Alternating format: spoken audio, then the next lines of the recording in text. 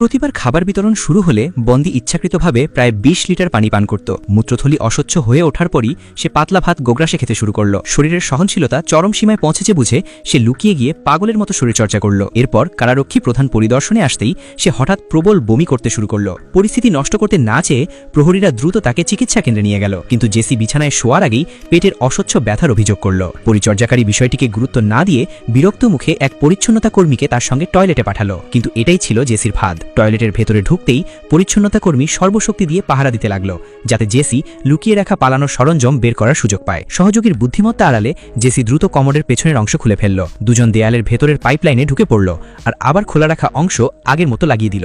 এরপর তারা দ্রুত কারাগারের গুদাম ঘরে পৌঁছালো। আগে থেকেই প্রস্তুত করা বিশেষ কাঠের বাক্সটি একটি পরিবহন গাড়ির নিচে শক্তভাবে বসিয়ে তারা শরীর গুটিয়ে তার ভেতরে লুকিয়ে পড়ল। সবকিছু পরিকল্পনা মতো চলছিল, কিন্তু ঠিক তখনই পরিবহন গাড়িটি কারারক্ষীদের তল্লাশির মুখে পড়ল। সৌভাগ্যবশত স্ক্যানার কাঠের কাঠামোর ভেতর কিছু শনাক্ত করতে পারল না, ফলে তারা অল্পের জন্য ধরা পড়া থেকে বেঁচে গেল। তবে এটাই ছিল তাদের পরিকল্পনার মাত্র শুরু। এদিকে কারাগারের ভেতরে থাকা সহযোগীরা সুযোগ বুঝে বন্দীদের উস্কে দাঙ্গা শুরু করল। তারা শুধু প্রহরীদের বেঁধে ফেলল না, কারাপ্রধানের সঙ্গেও নানা দাবি দাওয়া নিয়ে আলোচনা শুরু করল। এর উদ্দেশ্য ছিল বাইরে থাকা তাদের ৩ সঙ্গীকে ভল্ট লুট করার জন্য যথেষ্ট সময় এনে দেওয়া। অন্যদিকে জেসি ও তার ২ সঙ্গী দ্রুত কাজে নেমে পড়ল। প্রথমেই তারা রেসিং স্টেডিয়ামের কার্ড নিয়ন্ত্রণ কক্ষ উড়িয়ে দিল, যাতে কর্তৃপক্ষ এটিকে সাধারণ যান্ত্রিক ত্রুটি বলে মনে করে। ফলে সব খেলোয়াড় নগদ টাকায় বাজি ধরতে বাধ্য হলো, আর অল্প সময়ের মধ্যেই ভল্টে বিপুল পরিমাণ অর্থ জমা হতে লাগলো। এরপর তারা মেরামত কর্মীর ছদ্মবেশে রেসিং স্টেডিয়ামের ভূগর্ভস্থ পরিবহন কক্ষে গোপনে প্রবেশ করল। এখন তাদের শুধু ভল্টের সঙ্গে সংযুক্ত দেয়ালটি ভেঙে ফেলতে হবে, তাহলে তারা পাইপলাইনের সাহায্যে ভল্টের সব টাকা একেবারে সাফ করে দিতে পারবে।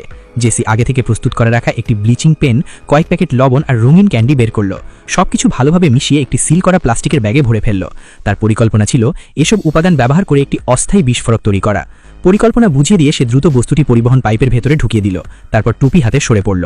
২ সঙ্গী তখনও অবাক হয়ে দাঁড়িয়েছিল, কিন্তু জেসি অবাক হয়ে দেখল কিছুক্ষণ অপেক্ষা করার পরও কোনো বিস্ফোরণের শব্দ শোনা যাচ্ছে না। সে যখন সামনে গিয়ে দেখতে চাইল, তখন হঠাৎ বস্তুটি পাইপের ভেতর থেকে উল্টো দিকে ছিটকে বেরিয়ে এলো। মুহূর্তেই ৩ জন ভয়ে নিঃশ্বাস বন্ধ করে ফেলল। শেষ পর্যন্ত সাহস করে জেসি কন্টেনারটি খুলে দেখল প্লাস্টিকের ব্যাগটি অতিরিক্ত শক্ত করে বাঁধা থাকার কারণেই সমস্যা হয়েছে। সেটি ঠিক করে আবার পাইপের ভেতরে ঢুকিয়ে দিল। কিছুক্ষণ পর প্রচণ্ড বিস্ফোরণের শব্দে পুরো পরিবহন লাইন ঘন ধোঁয়ায় ঢেকে গেল। পরিস্থিতি দেখে কর্মচারীরা দ্রুত নিরাপত্তা কক্ষে খবর পাঠালো। ঠিক তখনই নিরাপত্তারক্ষীরা নিচতলায় তল্লাশি শুরু করলে কয়েকজন বন্দী শক্তিশালী ভ্যাকিউম মেশিন ব্যবহার করে ভল্টের সব টাকা মুহূর্তের মধ্যে অন্যত্র সরিয়ে ফেলল। চোখের পলকে পুরো ভল্ট খালি হয়ে গেল। এরপর তারা টাকাগুলো গুছিয়ে ব্যাগে ভরে আবর্জনার বস্তার আড়ালে লুকিয়ে ফেলল। তারপর একটি পরিবহন গাড়ি চালিয়ে নির্ভয়ে বেরিয়ে যেতে লাগলো। পথে হঠাৎ একটি মোড় ঘুরতেই তাদের সামনে এসে পড়ল তল্লাশিতে থাকা নিরাপত্তারক্ষীরা। কিন্তু চমৎকার কথার জাদুতে তারা রক্ষীদের সম্পূর্ণ